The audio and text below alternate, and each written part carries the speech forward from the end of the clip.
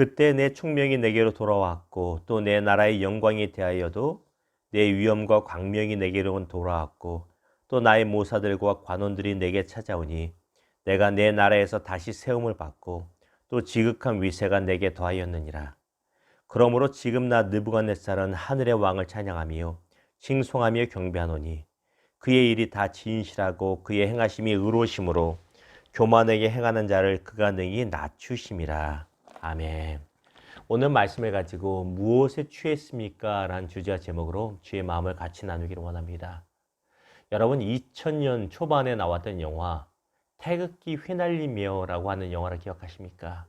아주 잘생긴 배우 두 명이 나옵니다. 장동건과 원빈이라고 하는 배우가 형제로서 6.25 전쟁의 참상을 그린 영화가 바로 태극기 휘날리며 1000만 명이 넘게 본 영화입니다.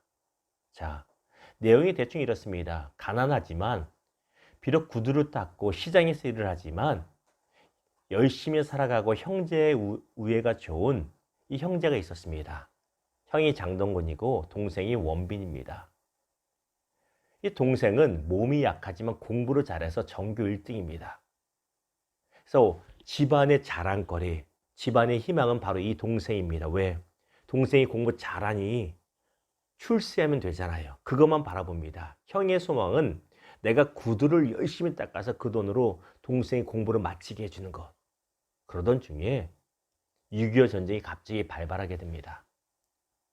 아직은 학생이었지만 남자가 부족하다 보니 강제로 징집되어 이제 전장터 낙동강 전선으로 형제가 둘 다 끌려가게 됩니다. 형의 마음에는 자신이 죽는 것은 두렵지 않아 동생이 다치거나 죽을 것이 가장 두렵습니다. 왜? 가족의 소망이니까. 어떻게 하든지 동생을 집으로 보내고자 하는데 이 대대장과 부대장과 약속을 합니다. 전공을 세워서 훈장 딸 만한 전공을 세우면 훈장을 따면 동생을 보내주겠다. 그때부터 형이 총탄을 두려워하지 않고 전장으로 뛰어듭니다. 동생을 사랑하는 마음, 훈장을 따고자 하는 마음, 이것이 나쁩니까? 너무나 좋습니다. 문제가 무엇인지 아세요? 훈장 그 자체에 취해 있다 보니까 인간성을 상실합니다. 이건 아무나 막 죽여버립니다. 밑도 끝도 없이 그냥 사람을 막 죽이는, 왜? 훈장을 따야 되는 그 생각에 취해 있었기 때문입니다. 훈장은 좋지만 그것에 취하다 보니 모든 것을 잃게 되었다는 것입니다. 참 안타까움이죠. 왜 말씀드리냐면 취했다는 말을 하면 우리가 보통 술을 생각합니다. 그런데 술에 취하면 제정신이 아니잖아요. 그러나 술에만 취하는 것이 우리 인생의 모습이 아닙니다. 돈에 취해 사는 사람이 있고 성적인 즐거움에 이성에 취해 사는 사람이 있고 권력에 취해 사는 사람이 있고 여러 가지 취하게 됩니다. 그런데 공통적으로 취해 있으면 제정신이 아니라는 공통점이 나옵니다. 그리고 모든 것을 잃게 됩니다. 술에 취하면 모든 것을 잃고 권력에 취해도 결국 모든 것을 잃고 이성에 취해도 모든 것을 잃게 됩니다. 무엇에 취해 있는가? 이것이 중요합니다. 자, 오늘 본문 말씀 보았더니 하나에 취해 있는 한 남자가 나옵니다. 누구냐면 바벨론 제국의 왕이었던 느부갓네살이라고 하는 왕입니다. 이 왕이 무엇에 취했냐면 권력에 취해 있었습니다. 그리고 그 권력으로 인하여 자신의 교만함에 깊이 취해 있었다는 것입니다. 오늘 본문인 다니엘서 4장 초반에 보면 이런 얘기가 나옵니다.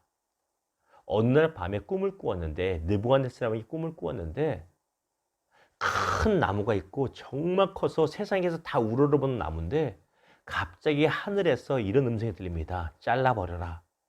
그러니 누군가 와서 훅 나무를 밑동만 남겨두고 잘라버립니다. 그리고 7년이 지나자 다시 나무가 회복이 됩니다. 너무너무 무서운 꿈이었어요.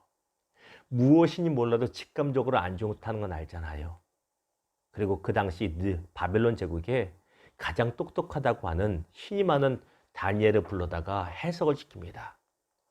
다니엘이 두렵고 떨림으로 해석을 해주기를 이렇게 말합니다. 왕이시여, 저 꿈에 보셨던 저 큰 나무는 바로 왕이십니다. 그런데 왕이 교만해져서 하나님 앞에서 당신의 권력을 자랑하고 취해 있자 하나님이 그 교만을 꺾으시는 겁니다. 그리고 7년 동안 당신은 들판의 짐승처럼 정신을 잃은 상태로 미치광이로 살다가 7년 만에 정신 차리고 다시 회복될 것입니다.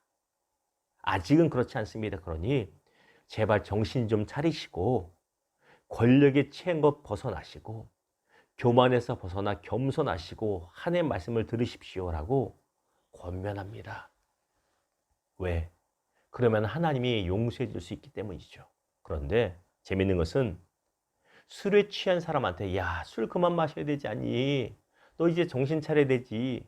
이렇게 아무리 얘기해도 정신 차려집니까? 안 차려집니다. 왜? 술에 취해 있으니까. 느부갓네살 왕도 권력에 취해 있다 보니까 아무리 눈물의 호소를 다니엘해도 듣질 않는 겁니다. 다니엘서 4장 29절에 보니 이렇게 말합니다. 12달이 지난 후에 내가 바벨론 왕궁 지붕에 거닐세. 그 꿈을 꾸고 다니엘을 통해서 꿈의 내용이 무엇인지 들은 지 12달, 1년 동안 하나님이 유예기간을 주신 거예요. 1년 동안 회개하고 돌이키면 됩니다. 근데 무슨 말이에요? 1년이 지나도록 여전히 취한 상태입니다. 오늘도 권력에 취해 있고 내일도 취해 있어서 제정신이 아닌 상태라는 것입니다. 결국 12달이 지난 후에 옥상에서 봐라, 이 왕궁의 위대함은 나는 대단하다 자랑할 때 갑자기 하늘에서 음성이 나서 내가 너의 총명을 제어하겠다 해서 뺏어가십니다. 그리고 그 순간 미치광이 되어서 들판에서 소처럼 풀을 뜯어 먹으며 왕궁에서 쫓겨나서 살게 됩니다. 그것이 무려 7년입니다. 그리고 7년 후 하나님의 때가 참에 하나님께서 그의 머리에 총명을 다시 넣어주시는데 새로 번역된 성경은 참 적나라하게 나옵니다. 우리가 읽은 본문에는 내 총명이 내게로 돌아왔다 말하지만 개역 개정에는 쉬운 성경에는 내가 제정신이 든 바로 그 순간 정신이 들었다고 그래요. 제정신이 돌아왔다고 말합니다. 이게 더 직설적이고 뭔가 와닿는 표현입니다. 무언가에 취해 살았는데 권력에 취해서 내가 제일 잘나고 높은 자고 하나님도 무시하며 살았는데 그래서 벌 받았는데 제정신을 이제 차렸다는 것입니다. 그랬더니 어떤 일이 일어납니까? 36절과 37절 보았더니 제정신을 차린 순간에 하나님께서 그의 위엄과 강명을 다시 회복시켜 주셨고 그를 멀리했던 사람들이 그에게 다시 회복되었다라고 무너졌던 것이 다 회복되었다는 것입니다. 언제? 취한 자리에서 제정신 차렸을 때 그렇게 됩니다. 우리가 드라마 보고 일상생활을 봐도 그렇잖아요. 술에 취해 있던 사람들이 어떤 계기를 통해서 술을 딱 끊고 제정신이 되자 그의 삶의 모든 영역이 서서히 회복되는 줄 알아요. 도박에 취해 있던 사람이 그렇게 끊으려도 안 하더니 결국 어떤 큰 계기를 통해서 제정신을 차리고 나왔더니 이제 건전한 삶이 회복되기 시작하잖아요. 그것이 중요하다는 것입니다. 성경에 보았더니 탕자의 비유가 나옵니다. 이 탕자가 무엇에 취해 살았어요?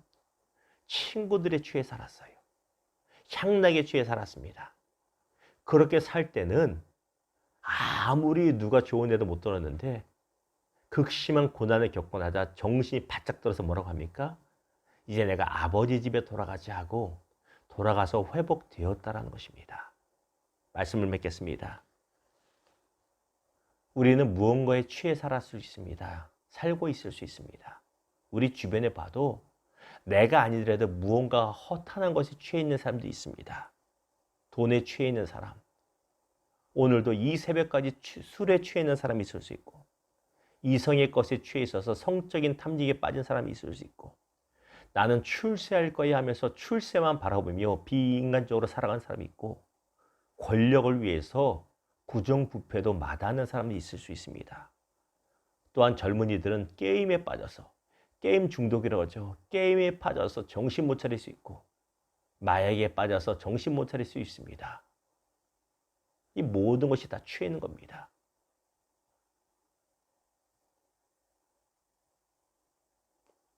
문제는 그 어떤 것이든 취해 있으면 삶이 다 무너진다는 것입니다. 그래서 제정신을 차려야 합니다. 여러분에게 질문 드립니다. 혹시 나는 무엇에 취해 있습니까? 내가 취해 있는 것을 알려면 내가 가장 많이 생각하고 가장 관심을 두는 것이 내가 취해 있는 것일 수가 있다는 것입니다. 사랑하는 성도 여러분, 성령으로 충만하시기를, 취해 있기를 주님의 이름으로 축원합니다. 성경이 말합니다. 술 취하지 말라 있는 방탕한 것이니 성령의 충만을 받아라.